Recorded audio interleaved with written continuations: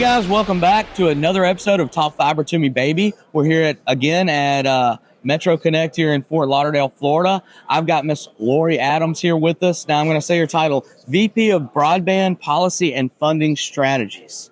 That's an awesome title.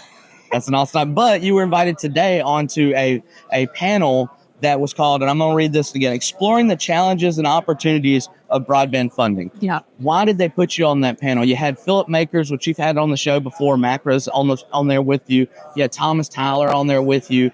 What did you want to talk about when you got on that panel? Well, I mean, Nokia, we've been very focused on BEAD for a long time. I mean, it's one of the programs that we're looking at. I'm sort of overseeing all of the federal funding programs that have been available since 2021, really. Starting with the CARES Act, then the Infrastructure Bill and RDOF, and all of that federal funding opportunities.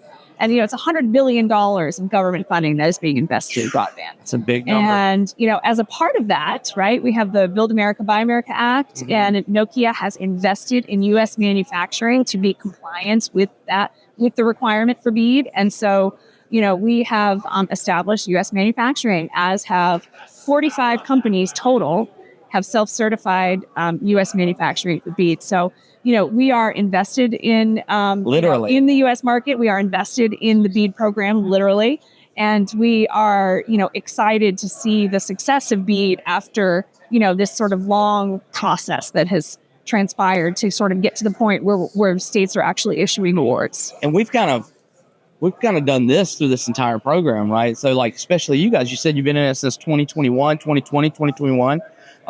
We've seen a lot of changes in market, in prices, and the cost of money. Wow. How is this delay, as they call it, affecting just manufacturing in general? What's it going to do to the entire industry with the delay? Well, I mean, so there was a number of processes that were built into the original legislation, right? You have that sort of 5-year plan the states had to do, and the initial proposals and the challenge process, right? That is well documented. Mm-hmm. But I think all of that took longer than anticipated because of the heavy hand NTIA took in curing, these plans and processes and asking for changes and looking at challenge results. And that took a lot longer than was anticipated. I mean, probably a year longer at this point, right? And so, I'm sure better than we do that every year the cost of construction goes up, right? Yes. Cost of labor goes up.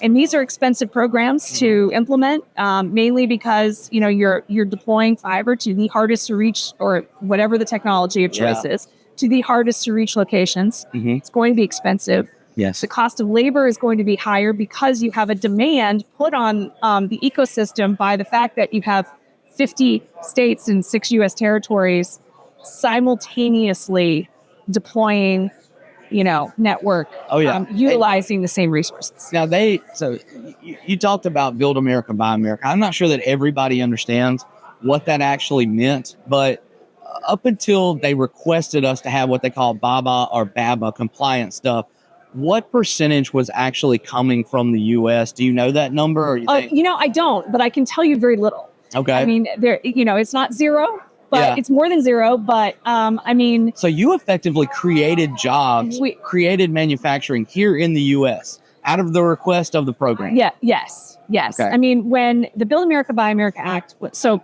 let's back up a minute. So in the BTOP days, right? Yeah. So we're talking about 2010, the first kind of foray into government funding programs. The Buy America requirements were waived for broadband electronics and for broadband generally because it was just not something. We did not have a U.S. supply chain. We did not have a U.S. manufacturing ecosystem to support that. So when the Build America Act was going to be applied to BEAD, there was a lot of concern in the industry. We can't do this. We don't have onshoring right now. It's to scale. We can't, provide. Big ask. Provide this. Yeah. So Nokia particularly, we leaned in heavy with Commerce Department and helped them write the waiver. We educated them. We probably had dozens and dozens of meetings. That's a big claim to fame. Opening up our supply chain, opening up the manufacturing processes, educating them on how it's done, so that we could help craft a waiver that was viable. Yeah. That was meaningful to the industry and could be achieved, right? So that's why all from the electronic standpoint, everything that is fixed wireless, that is IP, optical, satellite, all of that is waived of Buy America. Mm-hmm. The only products that are required to be manufactured in the U.S. are the ones that are support volumes, right? So those are products in the home or at the home or support the customer homes. And so that's why we have the, for those of, folks who are tech savvy, the OLTs, the line cards, the optics modules, and the ONTs are the US focused equipment. And so we have, as a result of this, there are 45 companies from electronics all the way down to construction materials that have created now a US manufacturing and supply chain ecosystem in the US. Absolutely. I mean, we deal with those. I mean, we have purchased miles and miles, hundreds of miles of duct, have it sitting on our yard, BABA compliant. They were extruded here in the U.S. from polyurethane right here. Yep. And so that's a huge investment on both for our ISPs and for us. And now we're just kind of holding on to it, right? We're just kind of, I guess you guys will tell us what to do.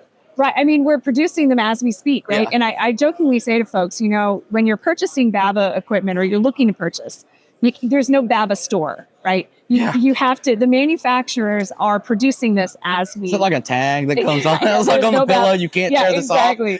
Right.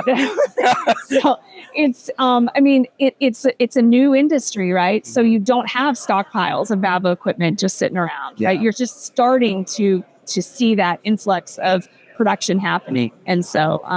well, if you would just kind of walk me through when you were on this as far as exploring broadband opportunities, funding opportunities with the government. Do you think that your ISPs, do you think they're going to be more or less likely to jump into the next program when it comes? Now, this is purely speculation, and I'll preference that. But this is the kind of stuff I'd like to talk about because I sent out something kind of asking some of my ISPs, how comfortable are you now? That is a great question. I mean, well, right? The last couple of years, there's been a lot of talk about how the BEAD requirements were turning people away, right? Mm-hmm. And now I suppose you could say, well, the uncertainty around BEAD will keep us, holding back. We don't know what's going to happen. And my recommendation, what we've been saying is you have to make the decision on BEAD with the information you have in front of you right now. Mm-hmm. If you think you want to apply, you can't wait, because if you wait, you're going to miss the grant window. Right. So you have to look at this seriously with the information that's in front of you. Yep. If at some point in the next 2, 3, 4, 6 months that requirements get removed or waived or changed, then perhaps it would happen retroactively. Perhaps it would change, the negotiation of contracts in flight. But you have to make the decision with what's in front of you now. Yeah. So, that's kind of that. If you had to just speculate, and I hate asking people to speculate, but I love it.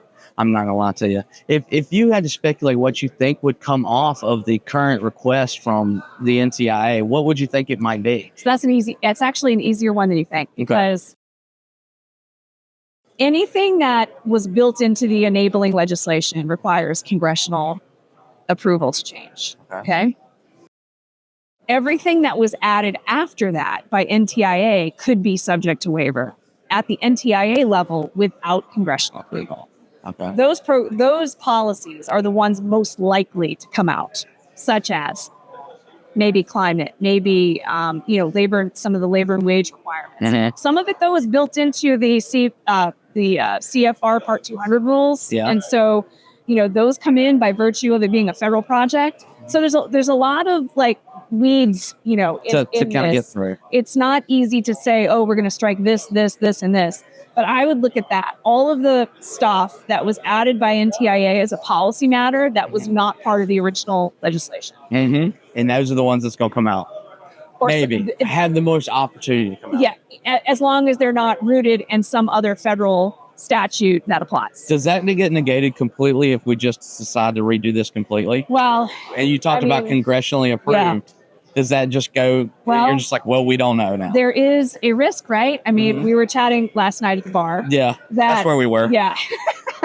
That there's some discussion around, there's this House budget resolution is being drafted right now. They're looking, both House and Senate, at passing some cuts. Yeah. And there's some unnamed programs in these cuts. We don't know. I mean, so there's a microscope being turned right now in all the federal funding programs. So while I don't think necessarily a guarantee or out of the realm of possibility, right? Yeah. It could get kind of swept up in some of this stuff. Yeah. But I think, at the moment, all signs are pointing to changes being made at that NTIA level. Right. It's just from our hearing. I think it would be as bipartisan as it is. Yeah. Most of these changes are going to come to red states, which, we're in an extremely red government. Right. And so, I can't imagine where they would look at this and say, this isn't what my constituents need. And what we're doing is we're taking it away from the people too. Yeah. Right. Because me and you have been talking about BABA, and we've been talking about, what it means to the ISPs, what it means to the construction,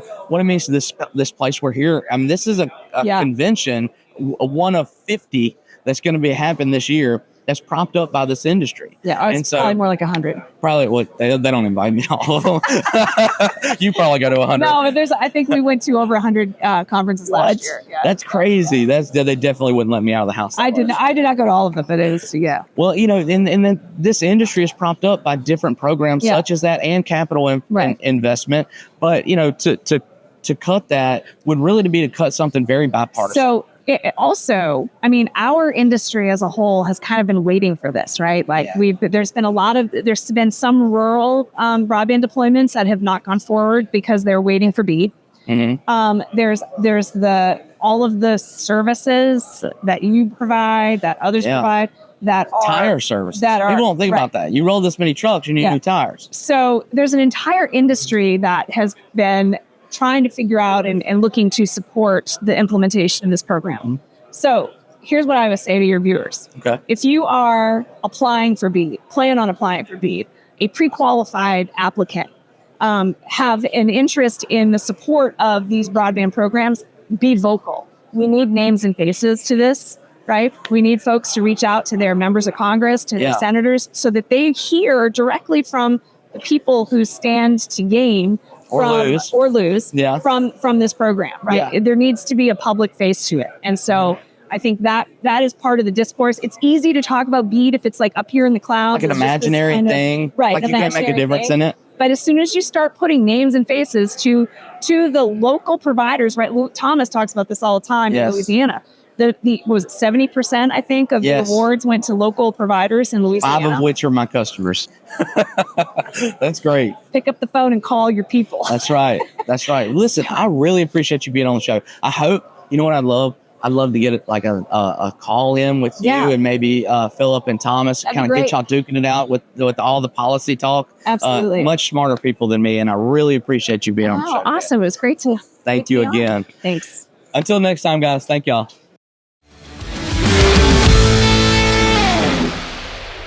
We're here again, Fort Lauderdale, Florida, Metro Connect. I'm here with Brendan West. He's with Fibercom Engineering. Yep. That's correct? Yes, sir. All right. Listen, we meet all kinds of people at these trade shows and these conventions, and a lot of the time what they're talking about might be over everybody's head. So when Brendan started talking to me, I was like, good grief, man, what you got going on sounds like it's straight off the Starship Enterprise. And so I was like, man, can you sit down and talk fiber to me, baby, and just tell me about what you do and how you do it. Yeah, of course. So Fibercom Engineering, we're a normal engineering firm for telecom. Uh-huh. Nothing special about that. We just have really good people from the industry that have been doing it for a long time. We have a subsidiary called Skycom Engineering, and that's where kind of is our secret sauce and secret stuff is we specialize in using drone data from high-res photogrammetry pictures. And what we do is we can basically field engineer a pole within 30 seconds. So for example, we just had a project in Texas. We had 149 miles, and it was about 30% aerial and the rest was underground. And we did 149 miles in 4 days. Good grief.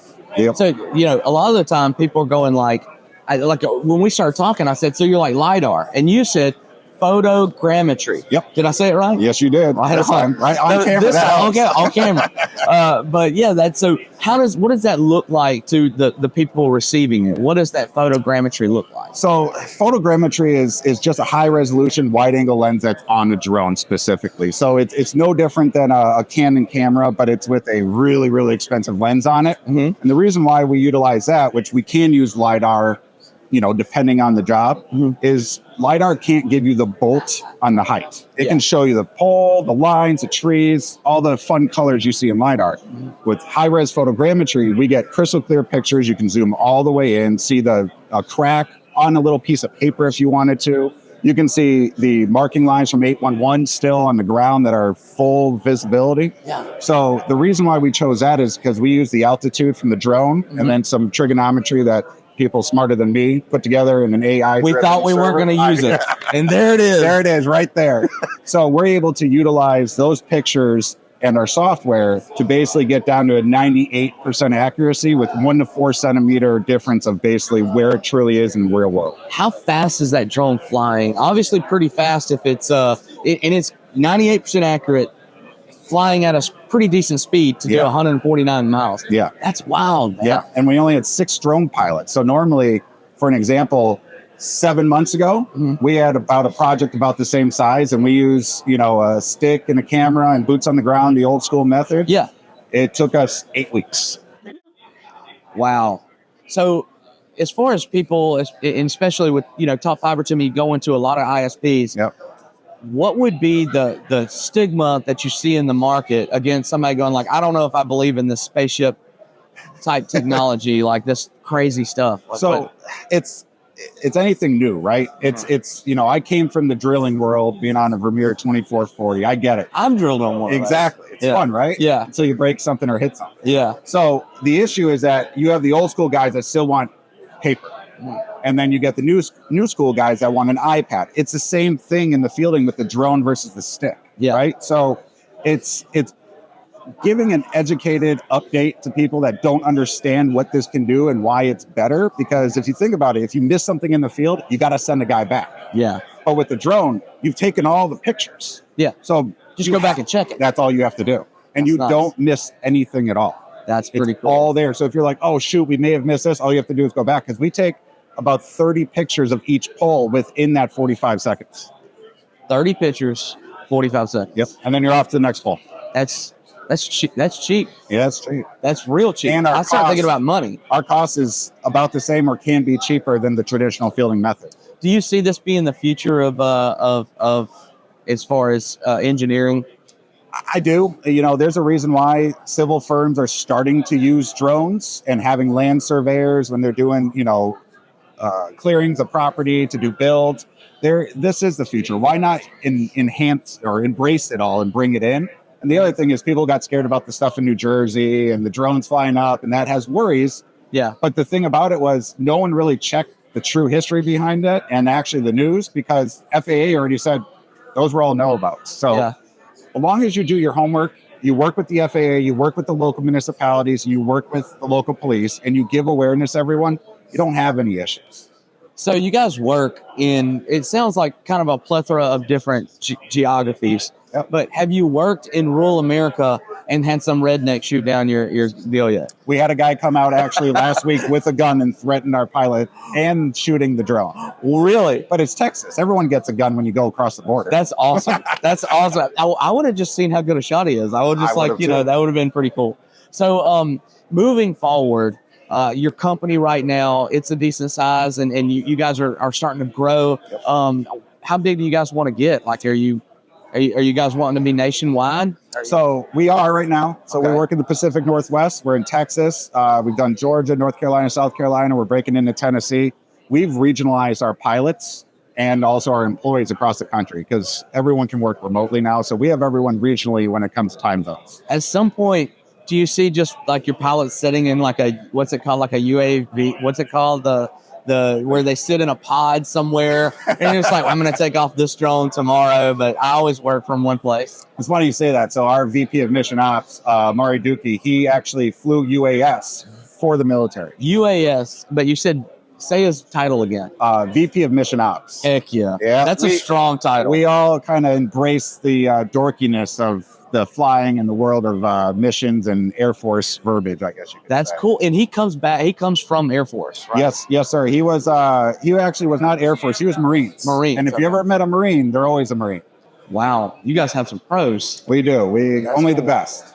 Well, if there's anything that you'd like to say to the public or any kind of thing you want to leave with them, is there anything that you would tell them, like, hey, don't be afraid of new things, or what would you tell the public? That's exactly it. Don't be afraid of change. This country has gone through so much change in the last 4 years, to 8 years, to the last 150 years, right? So there is going to be change, and it's how you embrace it. And if you don't embrace that and bring it into your culture, you're going to be a step behind. So if you have questions and want to learn more, just reach out to us, or reach out to Josh and get in contact with us. But we're happy to explain what we're doing and why it's kind of the way of the future and what we're innovating the industry with. Brendan, I love it, man. You guys are out there killing it. I appreciate you being on the show. Until next time, guys. Thanks. Cheers.